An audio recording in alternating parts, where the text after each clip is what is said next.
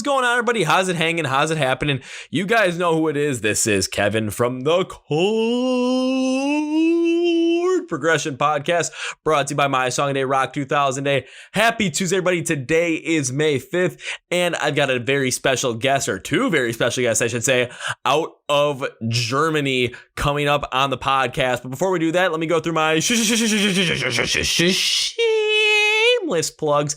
So, of course, follow My Song of the Day on Rock 2. Well, screw that because I messed that up already. If I had advertising, that's where I'd put it, but I don't, so we're going to promote my own stuff. So please follow the My Song of the Day Rock 2000 a Day page on Facebook, Instagram, Twitter, and everywhere else on social media, because Facebook, that's where you can find out anytime anything gets released. The Song of the Day preview, the Facebook videos, these podcast episodes, anything. Twitter, same thing, but it's really easy to talk to us on Twitter.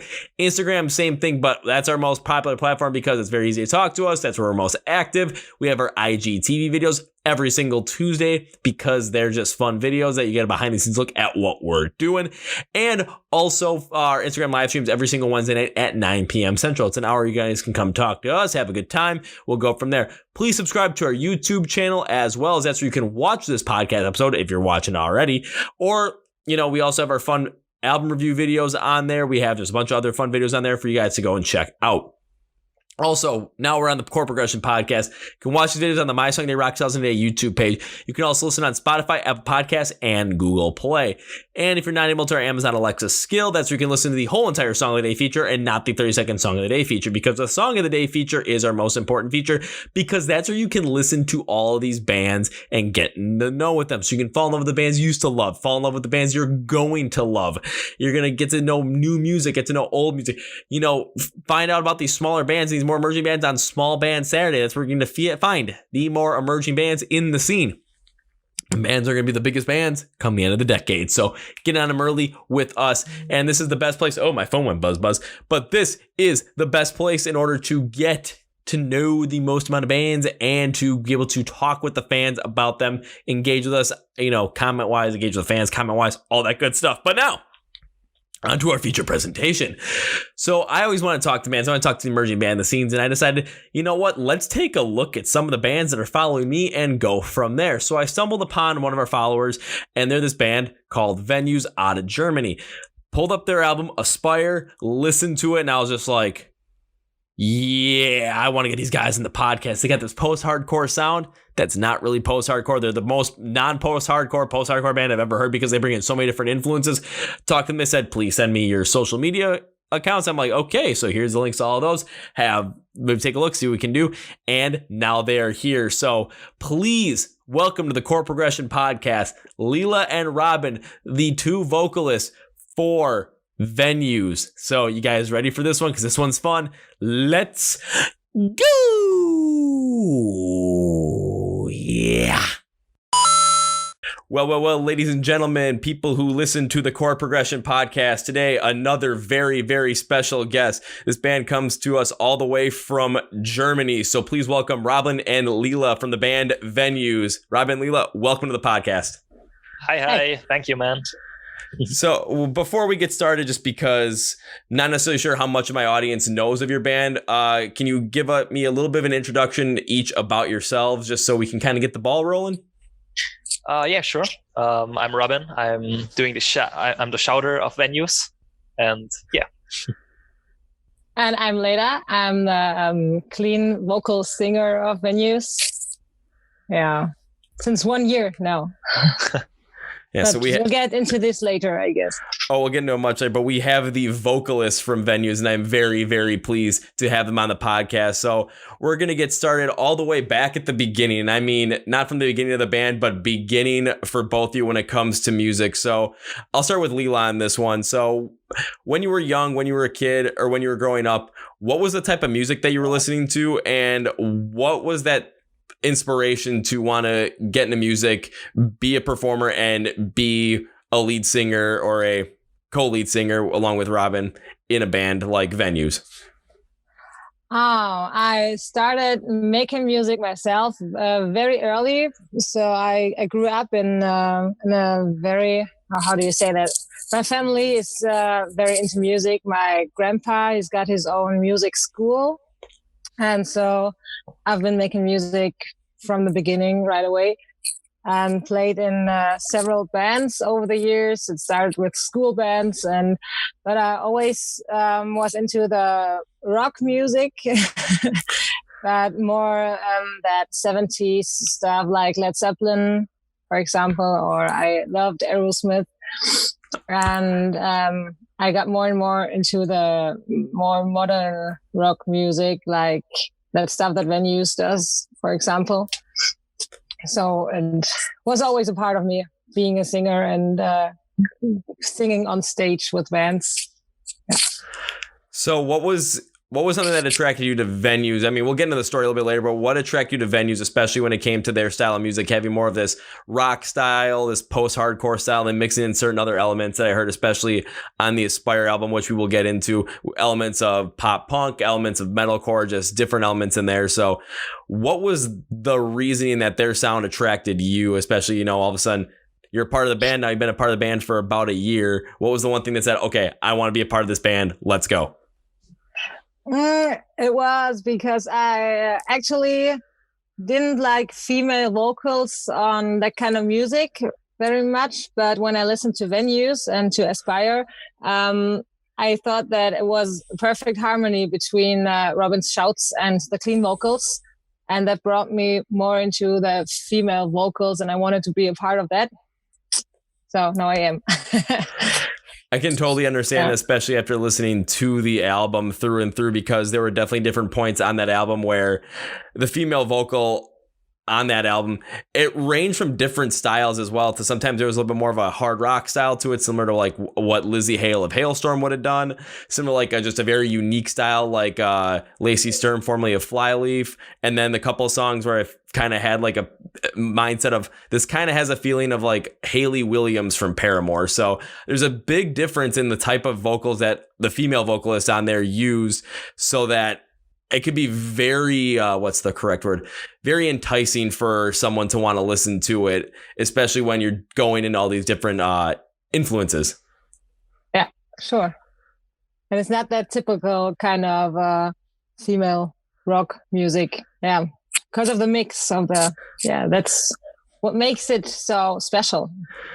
Yeah, and especially when it comes to harmonizing with those unclean screams from Robin, because it allows for the contrast to really be shown and just the difference that people can really take into. So I'm going to go to Robin on this one. So Robin, when it comes to you, when it came to starting out as a kid wanting to get into music, what was that like for you? What bands were you really listening to? And when it came to, you know, doing some unclean screams, what really made you want to do that? I think it all started when I bought my first CD ever. It was The Offspring with Americana. Oh, nice. Yeah. And when I first listened to this band, I was like, wow, okay, this really sounds cool and so much better than all the radio stuff that I was used to. And then I was listening to a lot of like pop punk, Blink 182 and Sum 41. And then when Sum 41 released their very dark album, Chuck, I was like, whoa, okay, this is way better than all the other stuff, like all that happy pop punk. And I was a little bit more into that sad, dark music. And this was when the big emo hype started over here in Germany. I think we were a little bit late. In the US, it was already there. But so what year would that have been around when it really started over in Germany? I think it was 2005, 2006, something like this. Okay, because the emo craze really kind of started in the US. I want to say it was around 2004 was when it really got started off. But then as time went on, you know, was My Chemical Romance became absolutely gigantic with 3 Cheers for Sweet Revenge and Welcome to Black Parade. When 30 Seconds to Mars released A Beautiful Lie, just especially with the Kill on that album, that really took off. Then everything coming up with MySpace with emo and pop punk really lashing out of that. And I don't think there's any band that really exemplifies that as much as Escape the Fate does. So it definitely something where I can easily see where you're coming from, because that's the kind of music that was getting real popular. Like when I was kind of starting to, you know, be able to get into music a little bit more than just listening to what my parents would listen to. But I always had that rock background, listening to, you know, like AC/DC, Rush, Van Halen, that kind of stuff. Okay. Yeah, exactly. And this was the time when all that stuff came over to Germany, and I was listening to like Silverstein, Escape the Fate, Bless the Fall, all that stuff. And there were a lot of, or not a lot of, but a few screams in all these songs. And they had a nice mix between clean vocals and shouts. And I was like, wow, okay. Because the real deathcore stuff and only screaming was a little bit too hard for me. And I was like, it's cool, but it's a little bit too much screaming. And I really liked these catchy, clean parts. And the music was just the perfect music for me. And I was like, wow, okay, this is really cool. Yeah, and this was the start for me in the scene. And I started to dress and look like a generic emo kid, I would say. And then I was, I had to finish school and started studying. And then I tried to build up a band by myself, but we never found enough musicians and musicians who wanted to make music like this kind of stuff, And I was then back in 2013. I moved to Stuttgart. It's in the south of Germany. And I decided to do another try to build another band now that I lived in a new city. But I found a cool dude who wanted to start something with me. And we were looking on some online platforms and looking for musicians. And while we were doing this, he found a thread of already existing band that was looking for a shouter. And he showed it to me, and I was like, okay, looks interesting, because they had a female clean singer, and they had a demo song online. It was a very rough recording of No Roses for a Life Lost, which is nowadays released and recorded in high quality, and you can watch it on YouTube. But back then it was like a super rough demo recording, and I was listening to it and I was like, wow, okay, this band has something special, and I really liked it. Back then they had their old shouter, who left at this time, and they did a small audition. I just wrote them and asked if I could come and jam with them, and they invited me, and it was like, a perfect match, and we were fitting pretty good. And they said that they want to take me and work together with me as new shouter, and this is how I joined the band. It was like the beginning, 2014. This was I was going to say, every time I hear a story about how people join bands or how they start bands, one thing you never hear is, and I always say this, it's you never hear the same story over and over again. It's always you hear something like, oh, like a friend just asked me and I just saw something, or I knew a friend of a friend of a friend that just wanted, or something like what you experienced, John, where just someone just saying, hey, give it a shot, and then finding it online and just boom, go for it. And then boom, here you are. I was like pretty lucky. It was like they were already existing and they had some great musicians in it. And it was just a good spot for me. It seems so, especially because when you're talking about what you were looking for when you were a kid listening to music, especially when you're looking for music that had those unclean screams in there, but it wasn't the main focus as it would have been in like death metal or black metal or deathcore. So you're coming in with different contrasts where you're having those unclean screams come in, but it's somewhat they're complementary to these clean parts that are really going to be the parts of these songs that people are going to end up remembering are going to be the hooks on those certain songs. And especially listening to the Aspire album as well, you can definitely see that in there, where those unclean screams from you, while they do stand alone, they're also very complementary to the clean vocals from whoever is singing it, whether it's Lela or your previous singer, just due to that contrast that appears. Yeah, exactly. So when it came down to getting into venues, and then when it came to start writing music, what were some of the major influences that you guys were taking when it came to writing music and just getting this thing going? Well, actually, we are just writing on our second album right now. Ooh. So maybe I think we should talk about what's the influence right now. Or go for it. Yeah. Well, yeah, I mean, I already said that I'm listening to a lot of the post-hardcore, metalcore, emo-core stuff. And I think that I have my influences definitely from this kind of music. So I'm trying to bring a lot of this modern touch into the new venue songs, like with the bands like, what am I listening right now a lot? Falling in Reverse, the new stuff. Oh yeah. What else? We have also some cool German metalcore bands. Not sure if you know them. NSOK. They're pretty big over here. Not sure if you heard them. What's their name? NSOK. Ennis? Is that the name? Yeah, NSOK. It's like one word. Something. The name does sound a little familiar, but I'm not entirely sure. So I'm gonna say I probably haven't heard anything from them, but I think I've heard the name mentioned to me maybe once or twice beforehand. Yeah, no problem. But then again, I'm much getting more into like metalcore right now. So I have been for the past year. So I think it might be a good idea for me to check them out. Yeah, do it. Great. So I'm definitely coming from all of this metalcore, post-hardcore stuff, and also a little bit emo stuff, maybe. Yes.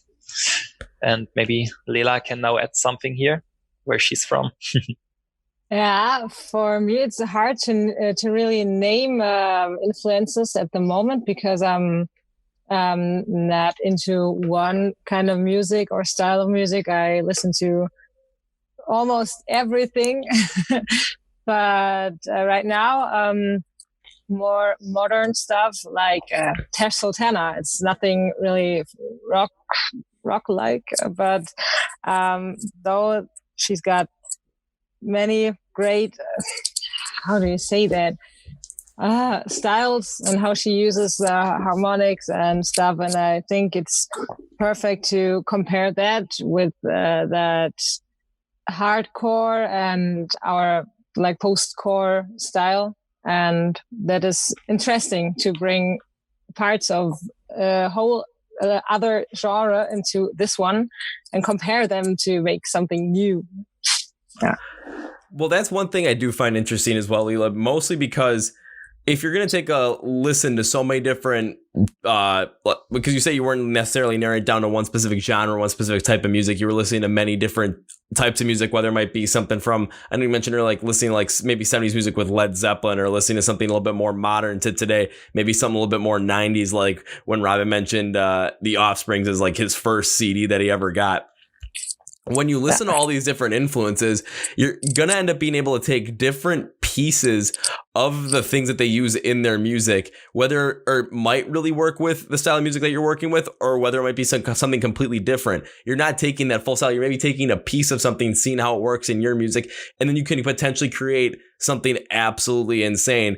And like when you guys were talking about the other influences, like with Robin saying, Falling in Reverse, like newer Falling in Reverse, especially a song like Popular Monster, where you take a look at that song and there's so many different influences going on in that song. There's little bits and pieces from a lot of different genres and subgenres that it doesn't seem like they'd come all together, but that song's been out for almost a little bit over 5 months now, and that thing still is on top of rock radio here in the United States, which is absolutely astounding. But yes. When you're able to take so many different influences, so many different pieces, and put them into your music and really create your own sound off of it, and especially for venues with the fact that you guys already have one album out, building on that sound and creating something for your second album, it could be something absolutely extraordinary. Exactly. Yeah, hope so.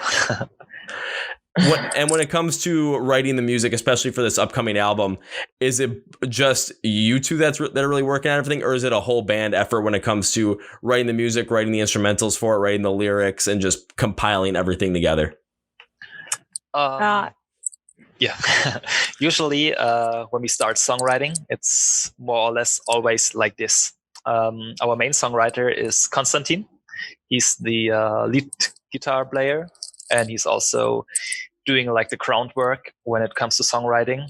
And he's creating the whole instrumental song, more or less.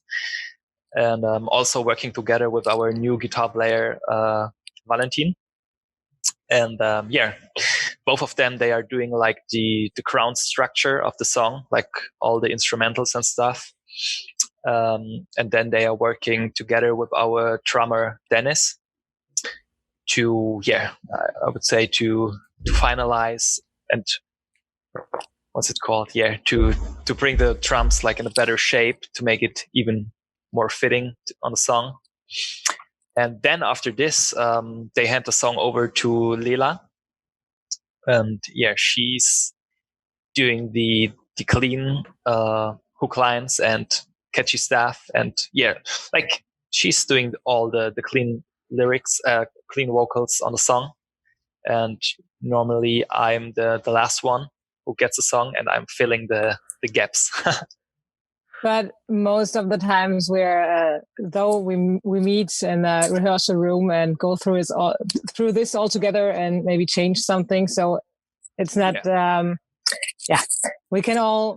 we all decide together how the song is gonna sound like. How it's gonna all be compiled and put together. Yeah. What's interesting to hear about that is it's like you're kind of taking both different ends of how you could write a song, whether it's something similar to, I'm going to use Sleeping with Sirens as an example with what they did on their most recent album. It was just all the guys sitting in a room together. They had ideas for their songs, and they'd come and just basically compile them all together at the same time. It wasn't really like going piece by piece.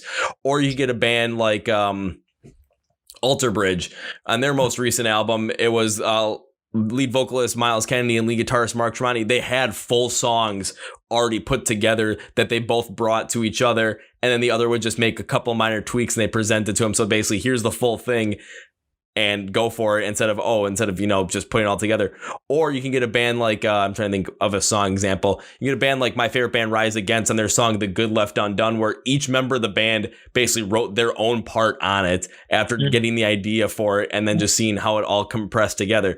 But it seems like what Venues does here is, it seems like at times it's, you're going to have one person put something together. You're going to have your guitarist constantly hit the instrumentals together. Then Lela, you're going to put your vocals in there, and then Robin's going to finish off with his. Then you're going to put it all together and then all sit down together, figure out what you want to do with it, and say, okay, maybe this works, maybe this doesn't work. Because with so many different other members in the band, someone might have an ear for something or have an idea that no one else has thought of at that moment. And then all of a sudden, boom, you might have a huge hit on your hands just by making one small tweak that someone heard that the rest of the band didn't. Exactly. Yeah, right. So pretty much it's just all a big team effort. Woo! Yeah, it is. I think right now we're doing it like more as a team as we did at the first album, because back then we had like more like how I described the way, like everyone did his thing on the songs, and in the end we did a little polished it a little bit together. But now we are really sitting together in a room and everyone is throwing in ideas and stuff, like more interactive, and it's like more a living process now. Now it'd be real interesting to see when the second album from Venues drops, especially after listening to your first album, Aspire, and listening to it. There were parts in the album where it had what I always like to say is it has a core sound to it, where when it comes to Venues, you guys have a sound that's recognizable to you. However, on different parts of different songs, you're going to end up having more of like a post-hardcore influence, more of a hard rock influence, more of a metalcore influence, more of an emo influence as it goes through. So the songs always have a different feel, but when it comes down to what like their bass comes down to their core, they're still going to sound like those Venues songs. Thank you. I think we have a pretty hard hard rock influence, because our main songwriter Konstantin, he's like really into all these 80s rock sound, and you really can hear it, and it's pretty interesting if you combine this sound with all the other modern elements that the others of us bring in. So it's crazy mix, I'd say. That does make a lot of sense after, again, listening to the album, because when it comes to the pace of the album, especially when like different aspects of music that I'm listening to, like punk rock, it's just going to have this real rapid pace to it. When it comes to like metalcore, it's going to have that rapid but really hard pace to it. When it comes to especially when you're talking about constantly listening to a lot of 80s influence, a lot of 80s rock, it's going to have a very consistent flow to it. That's not going to be super duper fast, super duper hard, but it's going to still have that consistent feel to it throughout the whole entire thing. And it really does show on this. And so I can see where those influences come in. But this is why it also works well when you're writing songs as a team as well, because people are going to bring in so many different influences from what they listen to. So the next thing you know, you're going to end up creating something that, you know, like I'm still trying to remember the name of the song, like Nothing Less on your Aspire album, because that was probably my favorite song that I heard off the album. Just listening to it, I'm just like, oh wow. Yes. I mean, I was pretty much listening to that. I thought I was listening to that song and I was listening to Dilemma as well before both of you jumped on this call. So I was just kind of jamming out, and all of a sudden I'm just like, oh, I got to get these people in. Admit, and then turn that off, so all of a sudden you don't just see me going like crazy, just like, yeah. However, it probably would have been funny, but you know, first time seeing me on a call, just like, that might be a little weird. Oh no, I would have loved it. They're gonna get me doing it now, just like, yeah. Awesome. All right, so let's jump back into the history of the band a little bit. And Robin, you could probably do a little or go a little bit more into this. So early years with the band, when it came to trying to get the word out about venues, when it came to performing, and up to that release of the first album, what was it like? And is there anything that pops out of you, like a story you have to tell for people to know, like, this is venues and this is just going to make people laugh and remember us? Whew, good question. I mean, to be honest, it was a very long way until venues, how it exists nowadays, was created. Because back then when I joined, it was 2014, beginning of 2014. The band had a different name. Back then it was called Breakdown a Venue. And when I joined, I instantly had to play 3 shows with the band. And I was like, whoa, I never was on stage. And I really had to learn the songs and the lyrics pretty fast, because I was like thrown in a working band, which was already playing. And it was for me the first time for me to perform on stage. This was kind of crazy, but I think, we did a good job there. Yes, but then there was a lot of work to do, because when I joined the band, there was like no structure. It was like more a fun band, a hobby band, you know, and everything was a little bit random. I started to take care of a few things, like the whole social media thing and the email stuff. Like we had a lot of show requests and things. And this was like the start when things got a little bit more serious, because we had a request from a studio, and they found a few demos of us, and they invited us to a test, like a test day to drive to the studio and talk a little bit with the producer, because he really liked our stuff and he wanted to produce 3 songs in a pretty good quality. And this was a big invest for us, because we had like nothing, you know, we were like a small garage band, and we were like, playing a few shows here and there, playing in the rehearsal room, and that's it. But we said, okay, let's do this, and let's try to create 3 songs of us in like very good quality. And this was the recording of our first EP, the Breakdown a Venue EP, with 3 songs on it. And actually it turned out pretty cool. Like the 3 songs had a very nice quality, and we were like, wow, okay, we never thought that our songs could sound like this. And especially the No Roses for Life Lost song was pretty cool. And we also decided that we want to shoot a music video for this one, the first music video we ever did. And luckily, one of my best friends started to do music videos for bands. And he just, started his business and did a few small music videos for very small bands. And we were like, yeah, okay, let's try it. Let's do a music video together. And everything was like do it yourself. You know, we we looked for a room to shoot the video and had to organize everything by our own. It was pretty crazy. It was so much work, and we had like only one day, because I'm not sure if you have watched the music video yet. It's shot in like a pretty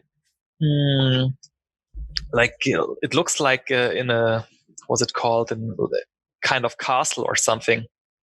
And in this big golden room, and everything looks nice. And we had to get the okay from the city, from Stuttgart, and they said, okay, you can do it, but you only have one day. And we were like, oh, okay, this will be a tough schedule, but let's try this. And we had to do like, I'm not sure, I think we performed the song like 30 times or something, and we were like really dead. By the end of the day, we were dead, man. It was on the next day, we had like our muscles, they were burning, man.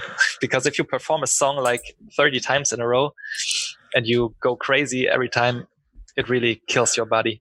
Yeah, I actually just put the music video on now, of course, on mute. So all of a sudden it just, you wouldn't hear the music just kind of overlaying your vocals. And I'm looking at it, and it's just, especially looking at your drummer right now in the start. I mean, he's going absolutely nuts. And then Robbie just jumping around everywhere. So I can easily see where trying to play this thing 30 times, you can just get exhausted. It's like, you know what?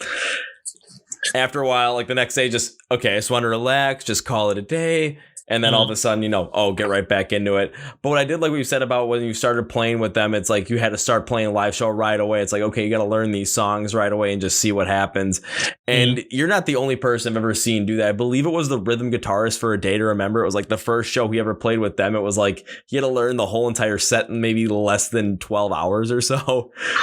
And all of a sudden it was just like, yep, just went on and did it. And now of course I think they're all like childhood friends or something like that. But it's like, yep, just learned it and then played it. And now, I mean, they're one of the biggest bands in the world right now. So you're in good company. I'll say that. Yeah, I hope so.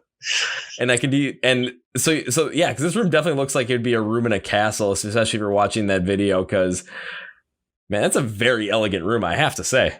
It was. Yeah, and it was crazy because no one of us really knew what we were doing here. But the final result was pretty cool, and we were very proud of it. But as I said, it was like super exhausting. Our drummer, he was close to vomit by the end of the day, and it was crazy. And it was so cold in this room.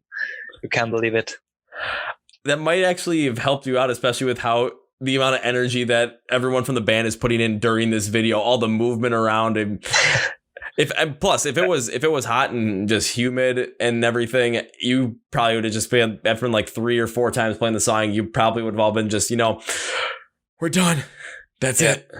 Definitely. No more. But looking at it came out fantastic though, especially just you're in the same room. It's a lot of quick cuts here and there, but the quick cuts work on this music video just because it just amplifies the amount of energy that the whole entire band is putting forward.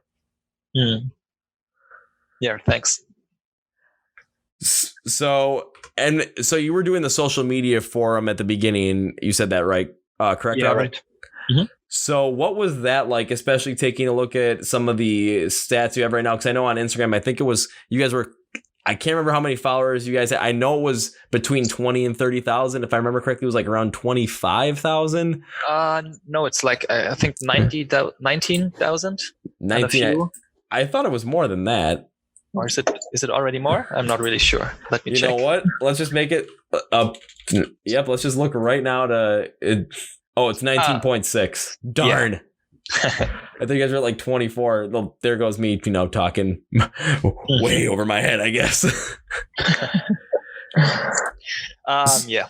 Yeah. So what was it like trying to grow the band, especially through social media, given the fact that in today's day and age, especially, mid to late 2010s, and now especially this year specifically, with social media being even more important when it comes to growing influence and growing recognition within the band through, basically to the rock and metal and other subgenres audiences. What were you doing in order to make that happen?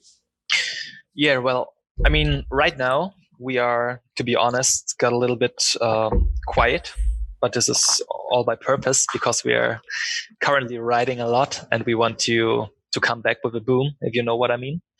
But, understandable. yeah, when I started to take care of all of this, of course, I started to post a lot of our content, like promoting all the shows that we were playing. I took care of a photographer who came to the shows with us and did some cool live photos, so we had enough content to post all that stuff. And yeah, just be there and be active on all the social media platforms and show that there's a lot of stuff going on. And replying to all the comments and stuff, to all the private messages. We also have a lot of video footage. Our friend who also did the music video, he came with us to a few shows and filmed some recaps that we could upload on Instagram, stuff like this. Just a lot of content, and I tried to be, as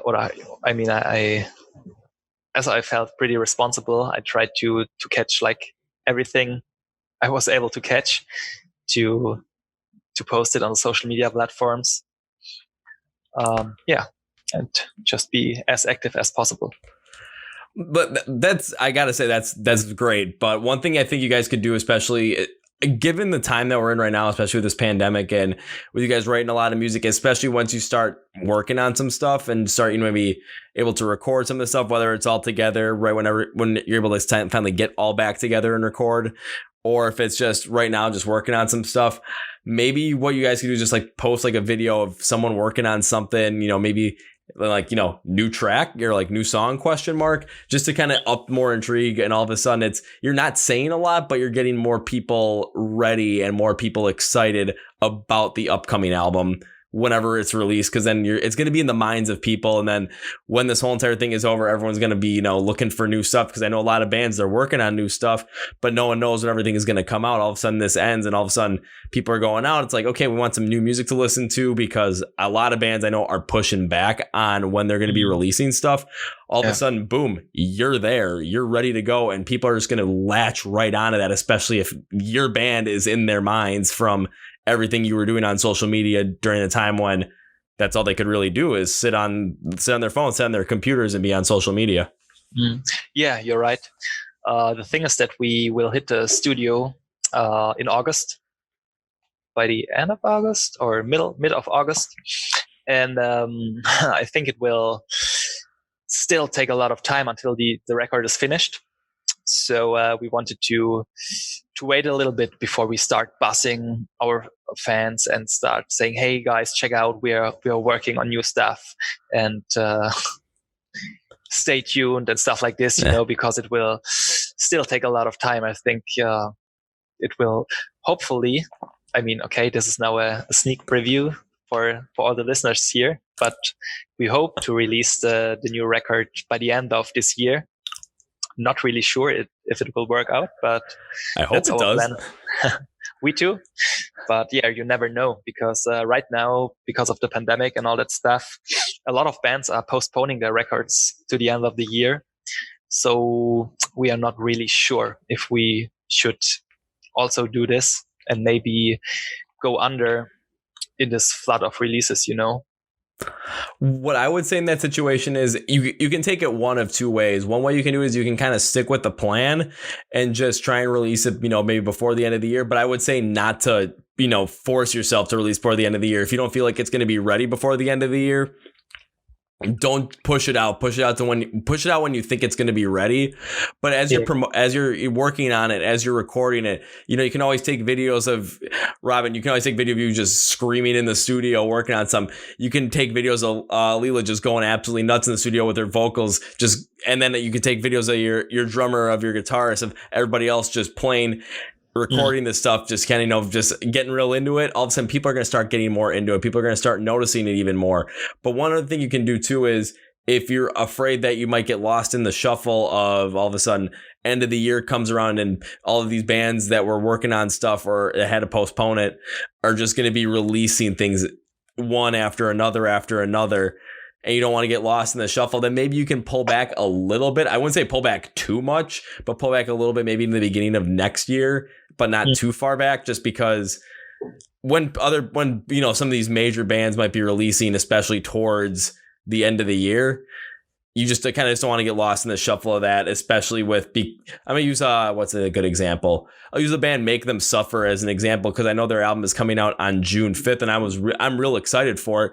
But then all of a sudden, about 2 weeks ago, I saw that the Ghost Inside was releasing their comeback album on the same day, and I'm just like, this is nuts. But Make Them Suffer's album is going to take a little bit of a hit because of something like that. Yeah, you're absolutely right. And as you said, I think we will bring a lot of content when we hit the studio in August. Film something like a studio diary to just show our listeners what's happening right now, when we will record the vocals, the guitars, the drums, so they have a good overview what's happening right now and what we are doing in this moment. And one thing you can do too during that time is, instead of just like posting about, everyone just working on this stuff, if you find something funny that you guys are doing in the studio, all of a sudden just messing around, doing something ridiculous, just being goofballs, whatever it might be, potentially record that, put it out there, because people just absolutely love to see that stuff where it's more lighthearted, more, just not that serious, but just you guys having fun doing with what you're doing. So if you find something like that, just pull out your phone, just record it real quick, put it out on Instagram. All of a sudden it's like, we're like working on a new album, but sometimes, we just got to let loose. And all of a sudden, next thing you know, one person's driving a golf cart into a river. I don't know. It might happen. Yeah. Fun fact. Actually, we would have been to the studio right now in that exact moment, but due to this crisis, got to August. So, but now we take the time to go over the songs again and get them even better, hopefully. But because of that, it doesn't happen so much currently. So there's not so much post at the moment. So we thought it's better to wait until we really go into the studio and create stuff that the fans want to see. Okay, that makes sense. And that's one thing I kind of like we just said, Lela, about, even though you're supposed to be in the studio right now, that even though you have to be in the studio in August, you're taking this time and using this time of, quarantine, time of crisis, using it to your advantage, because I don't want to put that in a bad way, but how I want to put it is, this is a situation that as individuals, we couldn't control. So all of a sudden we're put in this situation, instead of sitting around and trying to, feel sorry for yourself, like, oh, woe is me type thing. You're taking the time to say, okay, we have all these songs that we're working on. We may have had them ready to go to start being recorded. Let's take another look at them just to make sure this is exactly what we want. And maybe there's something that we missed. Maybe there's something that, we have an idea where this one song has this part where it's a little bit lighter on this side, but what happens if we would, tweak it so it's a little bit more fast paced, a little bit harder to see how that would work. And it might work, it might not work, you never know, but you're giving yourselves more of an opportunity to create songs that you really want to create, and create songs that are really going to hit well with not only the venues fans right now, but the rock and metal fans that are out there that really need to listen to this kind of music. Exactly. So now I got to go to you, Lela, on this one, because especially with this being, the second album we're talking about, and with this being your first album with the band, especially when it comes to writing music, let's go. I got to go back to before you joined the band. So what was it like before you joined the band, and then the story behind you actually getting into the band? So, Robin, I guess you should answer this first. Yeah. Well, okay, now I have to think about the year numbers. It was I joined in 2019. Yeah, all right. I mean, a big 2019 just scrolling across the screen right now. Yeah. Right. In the beginning of 2019, our old singer, Knives was her name. She wanted to talk with us, with the whole band, and we all met in the rehearsal room, and we had a big talk, and she told us that she will not have any more time and energy for the band because she had a lot of personal stuff to work out. like financial stuff and a few health issues, stuff like this. She just had to bring her own personal life back on track. And the band was just too much for her right in this right moment. So she told us that she wanted to leave, but we're all still friends and we're all good with each other, so there's no bad blood or anything. But we respected her decision, and we other 5 guys, but we spoke and we said, all right, we will definitely want to continue with the whole project. And we decided that we want to look for a new singer, because the whole structure and everything is working. Like the only thing that was missing right there was a clean singer and someone who has some good songwriting skills, stuff like this. Yeah. And this is when we started looking for a new singer. And our main songwriter, Konstantin, he said, guys, there is someone I have in my mind. And this is when he told us about Lela. And he saw Lela on the stage with Steel Panther. Wait. Oh, okay. I'm gonna make one more comment, Rob, before I gotta ask about that, because when it comes to your previous singer, leaving for personal reasons, but you're all still friends. That reminds me a lot of what happened with Killswitch Engage when Howard Jones was forced to leave because of complications with diabetes, just making sure you can get that back on track. And then all of a sudden Jesse Leach comes back into the band. Everything seems to be going good, and it's just Howard Jones starts to light the torch. And then this past year on their new album, Atonement, they're probably the best song on that album, The Signal Fire. All of a sudden, if you watch the music video, it just says Killswitch Engage. It doesn't have any features on it. But all of a sudden, in the if you watch music video for the first chorus, all of a sudden you can hear like an extra voice. You're like, what the heck's going on here? And then it's Howard Jones in with Killswitch Engage. And someone asked, well, why didn't you put like featuring Howard Jones? And I was like, well, he's part of the band, so. It's like when it comes down to it, you've worked with someone for a good number of years. You develop a relationship with this person because you've worked so much, and then all of a sudden something happens where they're forced to leave, but you're still friends. That is fantastic. But now, okay, Lela, how did you get on stage with Steel Panther to perform with them? Because this sounds like the story that I'm like, if there's a story I'm dying to hear right now, it's this one. Okay, so I had this thing going on, like kind of a project where I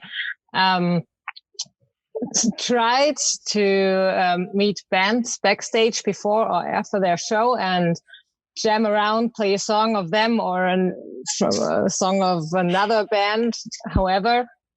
And that's what I did with Michael Starr. So I met him before the show, and there's a video of that on my Facebook page, so I can send you a link if you want. Oh, please do! I want to see this. By the way, I also jammed with Mark Tremonti. No. So, yeah. You're killing me right now. This is awesome. I got to hear that story too, but keep going with the Steel Panther one. So I met Michael Starr and we played some songs, and when then they got on stage and played their show, and he saw me in the crowd, and then he looked at me and he said, come up to the stage. And I was happy because I thought, oh yeah, he wants me to sing with him. And then I went on stage, but suddenly there were so many more girls coming up to the stage, and they were playing 17 girls in a row, like they always do, and the girls are dancing. But after that, they played, what was it? What song was it? Robin, do you remember? No idea. Oh, fuck. Okay, they played that one song that I was jamming with him before backstage, and there's also a video of that online. And then he gave me the mic and I was singing. So and that Konstantin, he recorded it with his phone. And on my way back through the crowd after this song, I met him and he told me, oh yeah, it was so great. I have it on a video. And that's when we exchanged numbers. That was my first contact to Costa back then. Now that's a story on how to get in contact with someone, how to get discovered. Now that's what I'm talking about. Yeah.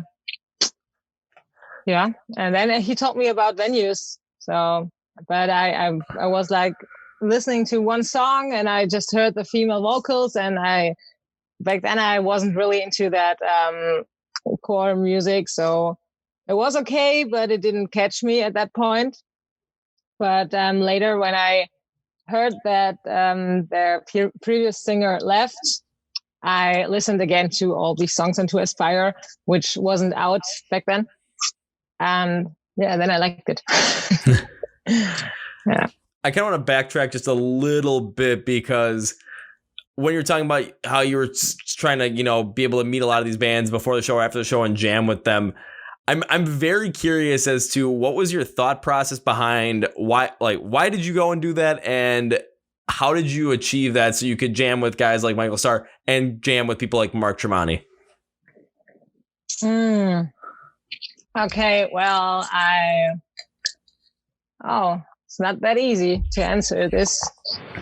I like being on stage, and I love to talk to people who are on stage very often, like, for example, Mark Tremonti.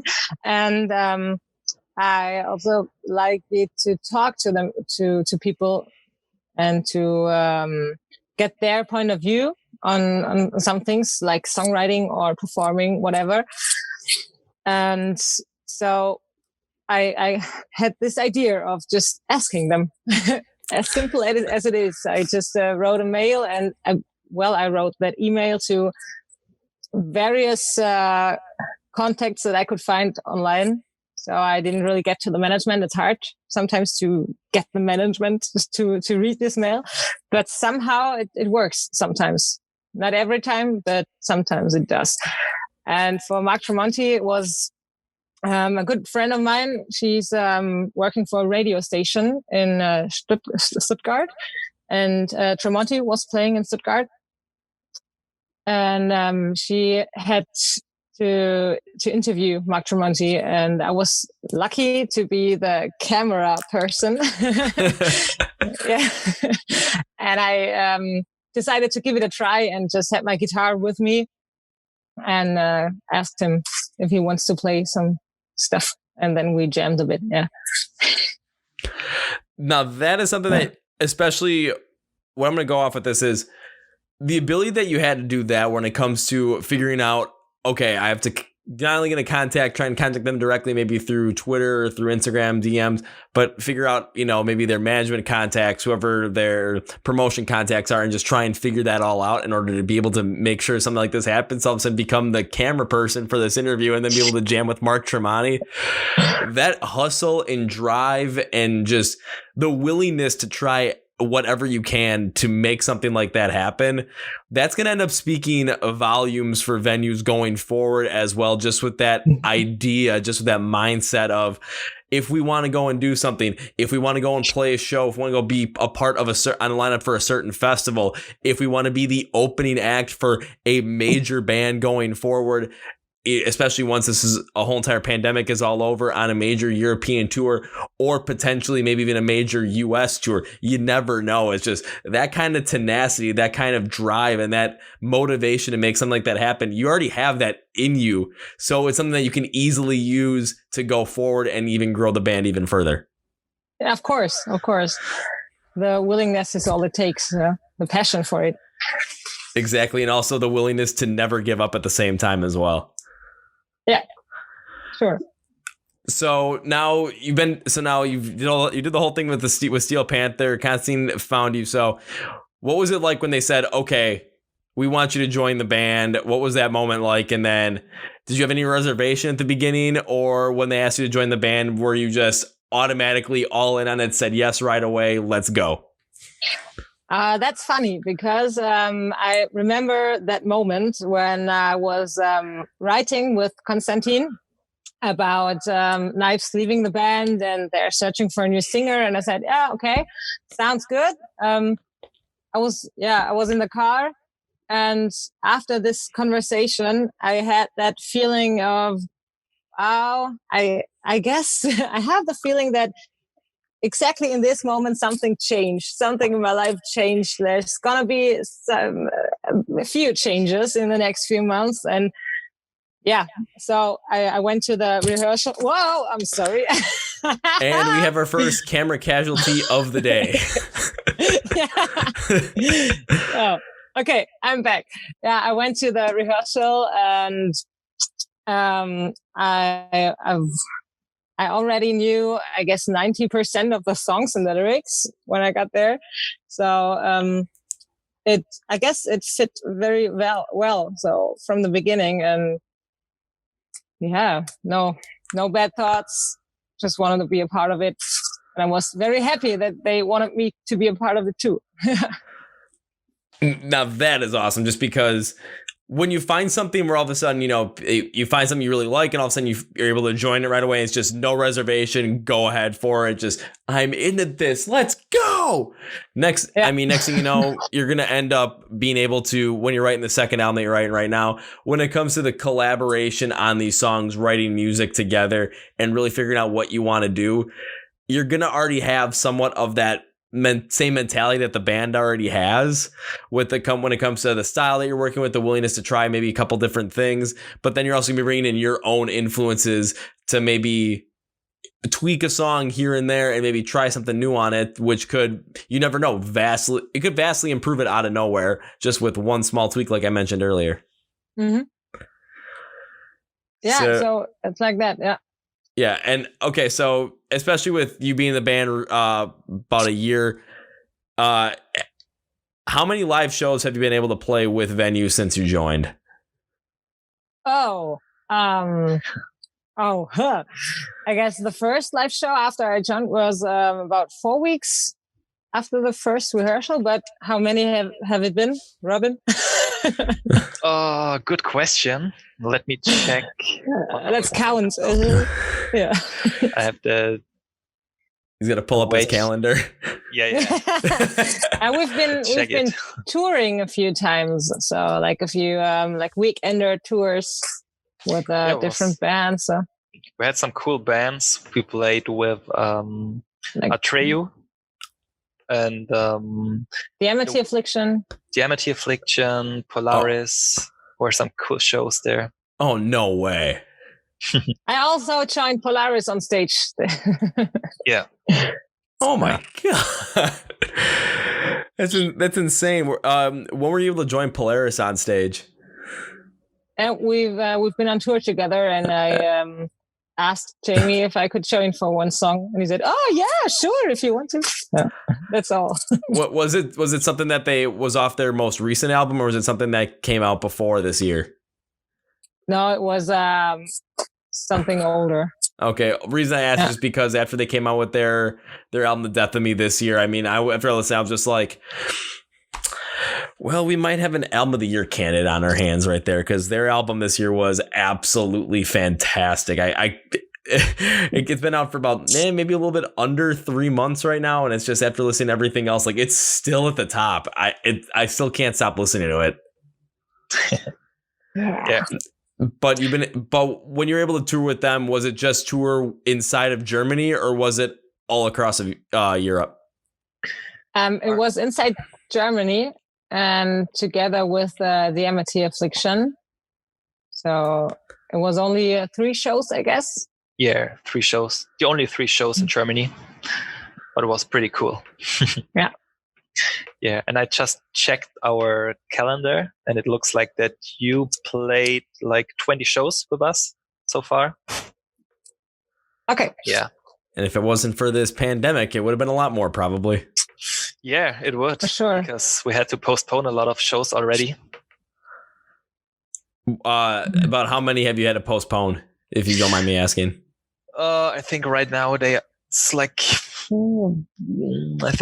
around 10 shows, but some cool festivals, and all of them are like canceled or postponed. Yeah, no, same thing over here where it's a lot of major festivals have already canceled.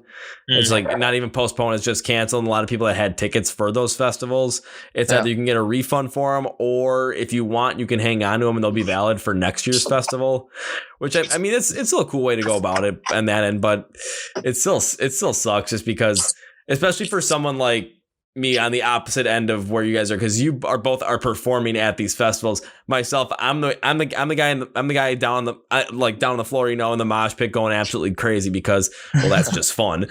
But it's like I miss doing that, because the last time I got to be in some absolute crazy mosh pit was for Falling in Reverse.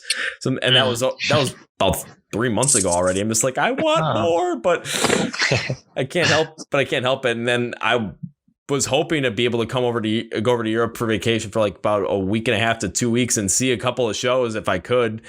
Okay, but cool. I mean, especially this year, I'm not sure if that's really going to happen. So I'm going to have to postpone my own trip till next year.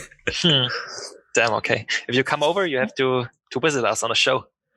That is actually one of my major plans. Why I want to come over for like a period of like 2 weeks, because there's a couple bands from Italy that I want to go and see. I want to go see you guys perform. There's a couple other people that like bands from like the Czech Republic and from Slovakia I want to see that I've been able to talk to.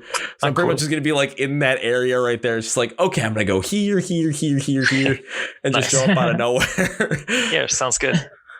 And I mean, but I was hoping to do that in September of this year, but it looks like just with the way everything is going, that's probably going to have to get pushed back till next year, which I'm not happy about. But no, what are you going to do? That's right. Just wait. Just hope for better days. But one thing that especially with performing with bands like Amity Affliction, like Atreyu, like Polaris, especially Amity Affliction and Atreyu right now, especially here in the US, because they're much bigger than Polaris is, Polaris is starting to gain a little bit more of a following, especially after that last album. When this all gets going again, all of a sudden what happens, they might come over to the US and all of a sudden they might be looking for an opening act. An opening act they maybe played with before that they have a good rapport with, and all of a sudden, next thing I know, I'm just going to be looking, all of a sudden I'm going to see a tour announcement. I'm like, oh, hey, Polaris is playing. Awesome, let's see who's opening. No. If I see you guys opening, I'm just going to be like, I'm really going to look at my phone. I'm just going to throw my phone in the air and be like, okay, I probably shouldn't have thrown my phone in the air because I need to buy tickets for that. So, okay, let me get my computer now. Don't throw that in the air, though. That would be bad. I guess that would be awesome. Yeah. I'm hoping for it. Yeah, hopefully we play in the US someday. That would be great. Well, especially if you come out with the second album as well. I know you're planning, like we said, you're planning on doing that sometime at the end of this year or maybe into next year, depends upon how everything works out. But especially if bands, because I've brought this up to a couple of bands too, especially with bands that are postponing concerts or postponing tours or have completely rescheduled them or canceling them and trying to get something going again.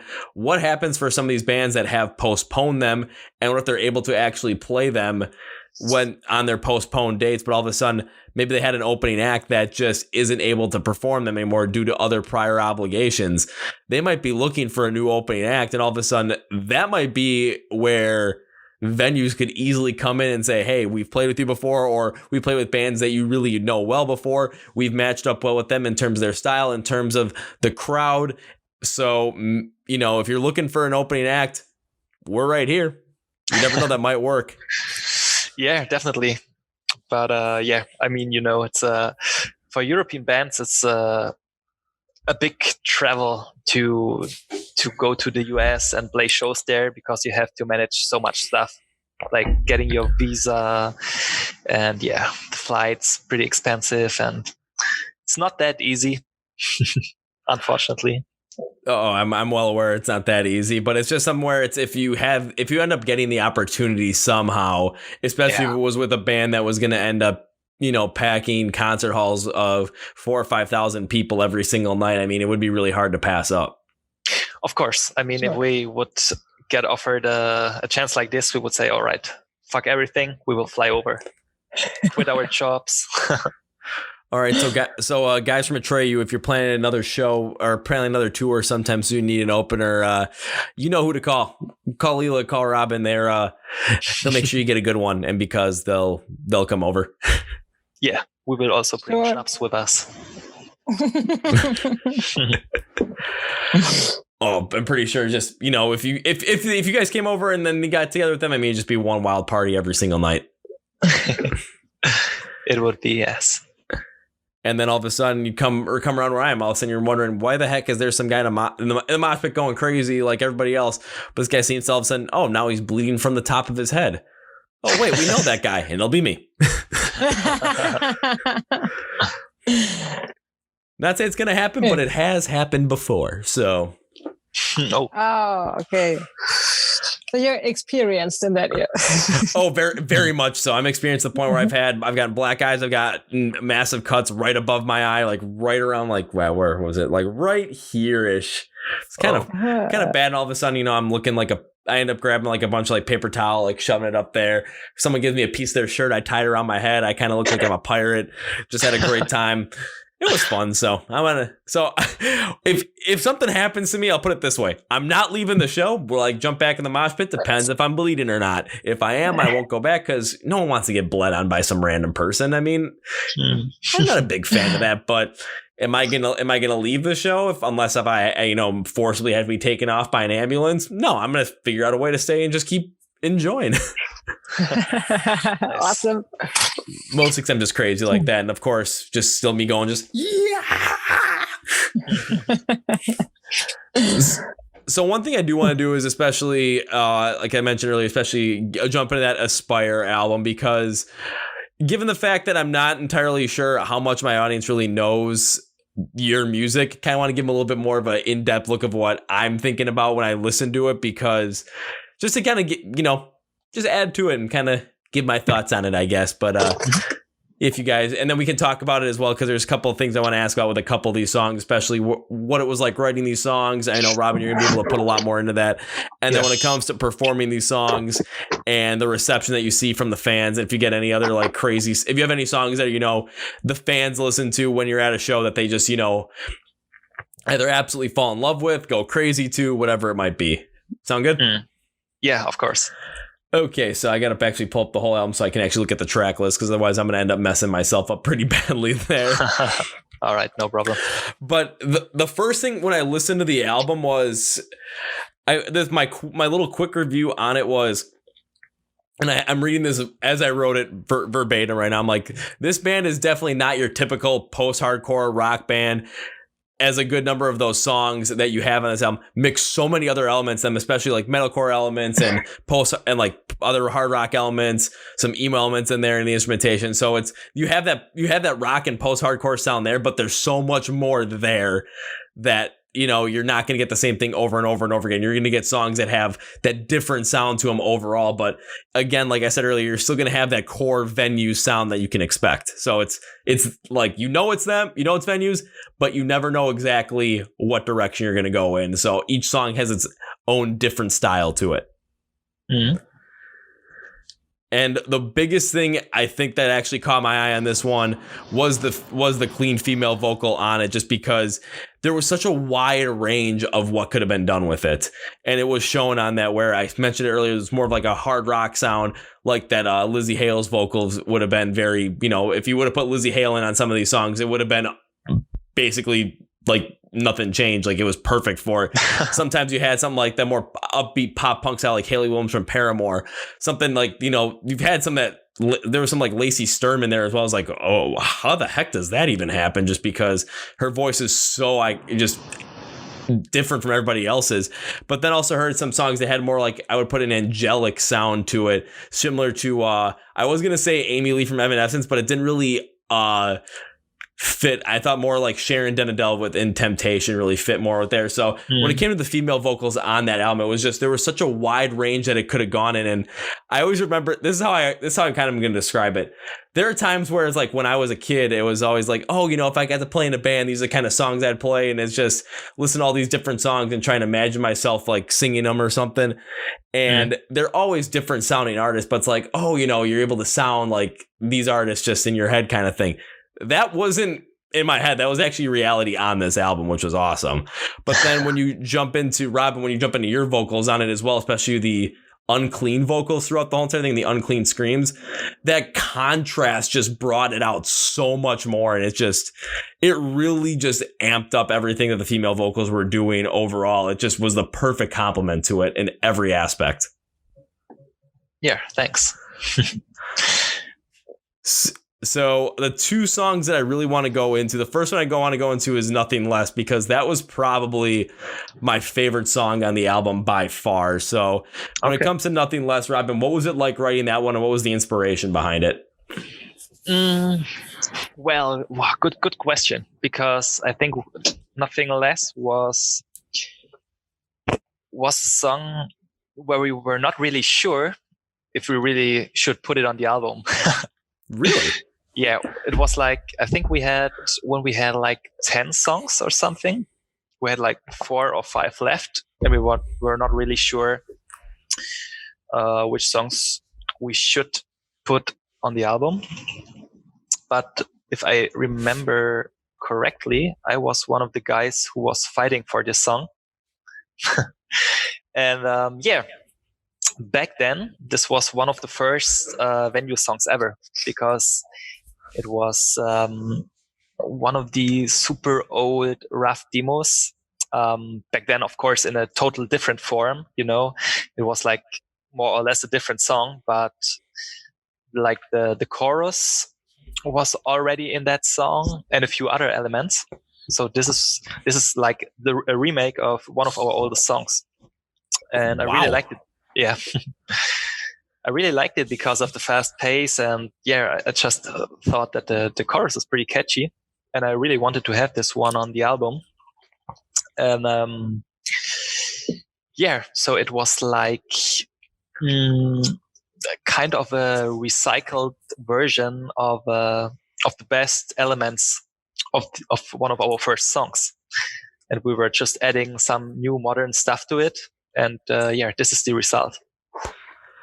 I'm surprised to hear that this was not only one of your first songs, but a song that you guys weren't even sure you were going to put on the record at the end of it, because listening to it, especially right when it starts out, it just has this, it just catches you right away within the first maybe 10, 15 seconds of it, especially with the vocals. And you get into an instrumental style that it's definitely more upbeat than a lot of the other songs on the album, but it does have a little bit of a slightly darker tone to it, even in it being upbeat. So it's something that just caught my eye right away. Especially, this is like something that if I would have listened to it back when I was, let's say, 12 or 13 years old, especially back in like, let's say 2006, 2007, I still would have absolutely been listening to it as much as I would have been today. So I was like, wow, I'm surprised that this is here. This is awesome.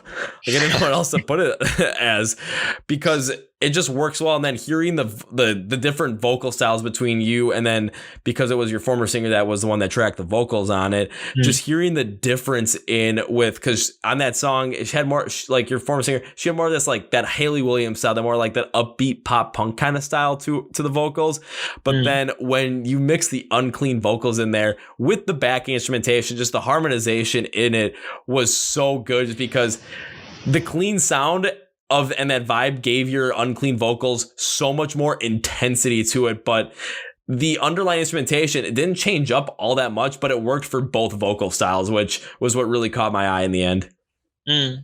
Yeah, you're right. And especially the beginning of the song, to start the song with the vocals, to make it like more catchy, and to try to catch the listener within the first seconds. This is an idea that came up in the studio when we were already starting to record the song. We were like, because the previous version had like a big intro, and we were like, it's kind of, it needs more, we need to spice it up somehow. And then I think our producer had the idea to just start directly off with the vocals. And we were like, wow, okay, that's a pretty nice idea, and it really works. And then, we were sure that we really want to have this song on the album. I think in the end, if you didn't start out with the vocals right away, I think it would have worked out just fine. But your producer coming in with that idea to start out with the vocals definitely ended up amping up the song even more because it just brings you in right away. But then when you hear the instrumental start out, it's exactly what you expect following those vocals. So it's just like, alrighty, I'm in for this. After I listened to the whole entire thing, I wrote down my little like synopsis for it, and I put overall mixing like a pop punk style with their post-hardcore sound works well to up the energy of the song and up the energy of everything going on, but using the difference between the clean female vocals and the unclean male vocals over the exact same instrumentation is one of the coolest and craziest things I've heard in a while because of how well it works. Cool. Yeah, thank you. Now I'm going to go to Lela on this one because have you performed this one live before? Yeah, sure. What's it like performing this one live, and what is the crowd like when you start playing this one? Okay, at first I was a bit afraid of this song every time because it starts with the vocals and I have to find that note to start with. But luckily, I guess I was never wrong with a note. Hopefully. No, right. So far. So now it's really fun to start this. So I guess the crowd thinks the same because the whole band is quiet and I'm at the front and said, "Oh, it's a great feeling," and it's much fun to perform, especially this one. Yeah, so it's like when you start with the vocals, all of a sudden the crowd just kind of like it's like kind of like a dog hearing like it's about to go for a walk. It's like the ears perk up. It's just like it's happening. It's happening. All of a sudden the instrumental start and everyone's just enjoying themselves, going crazy. Like this is what I came for. Exactly. Yeah. So now I know I'll put it this way: when I get a chance to see you guys perform live, all of a sudden I'm going to hear those intro vocals and it's going to be like. You're gonna be going crazy, yeah. I'll be going crazy, and I'm pretty sure at some point all of a sudden, I'll end up, getting hit in the face by someone during the song because why not? And all of a sudden I'll be like, oh, sorry, man. I'm just gonna look and be like, that's what I expect. I mean, it's a mosh pit. What more can you say? And then the one other song on this album that really caught my eye was the song Dilemma. So I gotta ask you on this one, Robin, with Dilemma, what was it like writing this one? What was the inspiration behind it? And how did it all come together? Dilemma is also one of my favorites on this album because it's like pretty it's like pretty modern and pretty heavy, but not that kind of old school metal. It's like more like fast pace and feels like pretty modern and dynamic. And I think the biggest influence here actually is Bad Omens, because we played 2 times with Bad Omens and we talked a lot, and they are like great guys and it was awesome to play with them. And I was listening to the first album, and our guitar player Tony, we were like listening to the album over and over again. And we really love this album. And this is the reason why the song turned out like this, because our other guitar player, Tony, he wrote this song, like mostly. And our main songwriter, Konstantin, he only wrote like, not sure, maybe like 5% or something. And he really wanted to have it to sound like this. Pretty modern and with all these modern elements. When I first heard this song, I was like, wow, okay, this is pretty cool. This is like a new side on Venues, but I was pretty sure that it will work out with our sound and our style. And I think I'm pretty happy with the final result here. Well, I mean, if both of us are saying, this was something definitely where mix up where it's one of your favorites, and this is one of the songs that stuck out to me when I was listening to it, then we're definitely on the same page with that. And I can see where the Bad Omens influence really comes in on this one, especially because the intro does have more of that hard rock feel to it, but then it does something in that intro that also continues on throughout the song. I can see why your drummer was one of the writers on this one, because there's some heavy double kicks in there, which for me, a lot of times I hear those heavy double kicks, I'm just like smiling from ear to ear because I absolutely love how they sound and just kind of what they do for it. But then as the song goes on, because sometimes it's right after you get into the first verse, it goes real soft at times, and then all of a sudden starts to pick up. But the driver behind that increase in intensity in every step of the way are a lot of drum fills that kind of just transition you into the next part of the song. And that's what always caught my eye as well, because those drum fills really worked well just to up the intensity of the sound as the song went on. Yeah, right. And because I was even taking a look at it, there's even like, you put in a little bit of like an electronic influence in there as well a couple of times.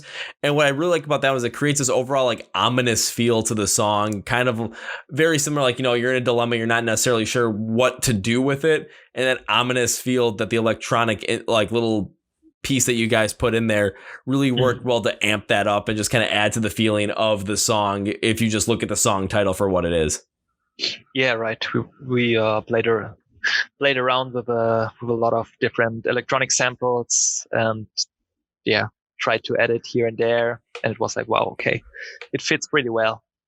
Yeah, I was gonna say, for me personally, there's a lot of times where when you introduce a lot of those electronic sounds, and I'm not saying you guys, what I mean by that is, well, a lot of times when bands introduce a lot of electronic sounds to it, there's a lot of times I kind of shy away from that just because sometimes it doesn't necessarily match up the song all too well, especially if it's a harder sound. But there are times when I gotta say it really does work. And in this situation with Dilemma, the small addition of that, because it wasn't very prominent, but it was there, it did exactly what it needed to do, and it really did amp up the song. Yeah, right. But then again, I know there's other people out there that really do like when you add a little bit more electronic sound to it. And it's just, that all depends on personal taste as well. Yeah, of course. And then when it comes to the vocal style on this one, it was something where when you look at it, it's for the female vocal as well, with your old singer, when the vocalist I kind of put on this one as kind of like an inspiration, or when people are listening to kind of, okay, what you can expect from it, was very Lizzie Hale, like kind of, it was clean, but it had a little bit of that, like a little bit of the roughness to it. So it really fit with more of that harder sound, that more hard rock track. But then what really stuck on this one was you, Rob, because you just went full unclean on this one, and it worked, especially when the instrumentation went with a much harder, more metalcore kind of style to it, and it just mixed up everything perfectly. And mixing that unclean vocal with that more female hard rock vocal, just fantastic. Yeah, thank you. Nice to hear this. Yeah, I mean, because this one just absolutely stuck out to me, because I remember in your little bio thing on Spotify, I was like, this isn't a normal post-hardcore band. And I'm like, this is the song when you're looking for like why they're not a normal post-hardcore band. This is the song that really just shows it. Cool. So I was gonna, if Lela, are you still there? Yeah, I am, but my battery is low, so I just switched from the headset to Bluetooth box. I hope this works. Your vocals are kind of soft, though, unfortunately. Oh, really? Ah. Okay, I try to speak louder. Is it okay? It's okay a little bit. Okay. Well, maybe I can put the headset back on, but we got about 10% of battery left. It's okay. I got like one more question, then we can call it at that if need be. Okay. Well, so I'll switch back to the headset. Okay. Cool. Yes, because otherwise, like, I'm getting a lot of reception back from her side as well. And it's just something where I just got like one more question. That's pretty much it. Okay. So. And it's just in regards to Dilemma as well. So when it comes to performing Dilemma, what's it like performing this song, especially with using more of a harder female sound, like especially with the vocals, like not unclean, but just a little bit of a rougher style? I love that because my voice is naturally more the rough kind of voice. So I had more problems with the high and clean notes than with the rougher ones. So that was what I really liked about that song. And is this one of those songs that when you are performing it live, this is the ones where the fans are just going absolutely crazy and trying to kill each other? Well, hopefully no one's gonna try to kill another one, but yeah, I guess that's where we are going crazy, because the whole drive of that and the sound is, it just kicks you. You can't stand still. Like, you have to move with it and with the rhythm. It's that kind of rhythm that really takes you. Do you know what I mean? Oh, the hard rocky rhythm. Yeah, it's you can't help but really get into it and really start moving to it, and especially if you're in a mosh pit, you really can't help but want to just try and hit somebody. Exactly. Yeah. That's why I really want to. This is definitely the song where my neck starts to hurt. Oh, very understandable. I mean, I can't. I like, especially if you guys are on stage, I can't help but see you just start going like this, like crazy. Even though that's probably nowhere near as crazy as what you would do, because that was pretty weak on my end. All right, so last question before we sign off, because we already spoke about what you guys are doing in 2020, especially during this time of working on a new album. Is there any other kind of potential surprises that we can expect from venues in 2020, or is that all still going to be kept a secret? Well, I would say we will definitely try to create more crazy music videos. We want to take this onto the next level and create something really crazy. Not really sure how it will end up yet, but we already have some plans and looking forward to realize it. Well, I'm not going to try and pry you for those plans, because it feels like they're kind of kept a secret, so we'll leave them that way. Yeah, I think it will be a big surprise. We'll keep 2020. We're going to keep the intrigue around venues on this one. So to everyone listening, as we wrap this up, give venues a listen, especially if you haven't, because you are easily, and I mean easily, missing out. Listen to their album Aspire, Aspire, because I know I sounded like I said Aspire, but it's Aspire, Aspire. Like I mentioned earlier, my favorite songs in this one are Dilemma and Nothing Less, so definitely give them a shot. I would say give Dilemma a shot because that one's probably got the harder sound to it, and that's the one where Lela goes absolutely crazy on it performing it live. So give that a shot, and then keep up with this band, because by the end of 2020, you're going to want to, if you don't keep up with this band and it's going to be the end of 2020, you're definitely going to regret not keeping up with them. So in the link on the YouTube video and in the podcast description, you can find links to everything they have. So go follow them wherever you can follow them. Go buy some merch, go listen to music, whatever it might be. Just go support these guys, because they're freaking awesome. Yeah, thank you very much, man. Thanks for the invitation. Yeah, thanks. And thank you for being on. So on that note, we will end it. And I can't wait to see what you guys come up with in 2020. And when that new album comes out, you better believe I'm going to be listening to it that first day. All right. Yeah. I'm looking forward to hear feedback, man. Oh, I will definitely give you my feedback, the honest feedback. But if it's something like Aspire, and I think you guys are going to just keep growing on your sound, I think it's going to be absolutely fantastic, especially with given the fact that you guys have time right now to go through everything and make sure it sounds exactly the way you want before you start recording it. So looking forward to it. Can't wait to hear it. Thanks. Awesome. Alrighty. And on that note, I will say see you later, and thank you for coming on the podcast. Thank you. Thank you too. Bye-bye. All right. Bye. All right, everybody. That was my interview with Lela and Robin of Venues out of Germany. And I am looking incredibly forward to when they release their second album coming out, hopefully at the end of 2020, but whenever it's ready, end of 2020, beginning of 2021, whenever they do release it, whenever they're able to get in the studio. And I will be following them very closely on social media as well, due to the fact that, you know what? They're going to come up with some interesting stuff, let me tell you, and I'm going to open up some social media right now to make sure that, you know, everything is all good on their end, because, God, they're such a fun band to listen to. If you're not listening to them, I suggest you do that right now. Links for everything for them and going to be in the description below when it comes to their socials, their website, where you can find their merch, where you can listen to them on Spotify, all that good stuff. So please go and listen to them right now. Get in the know with them right now, especially during this time when, you know, can't really do much but listen to some good music. And trust me, you're going to want to listen to Aspire from Venues because it is fantastic.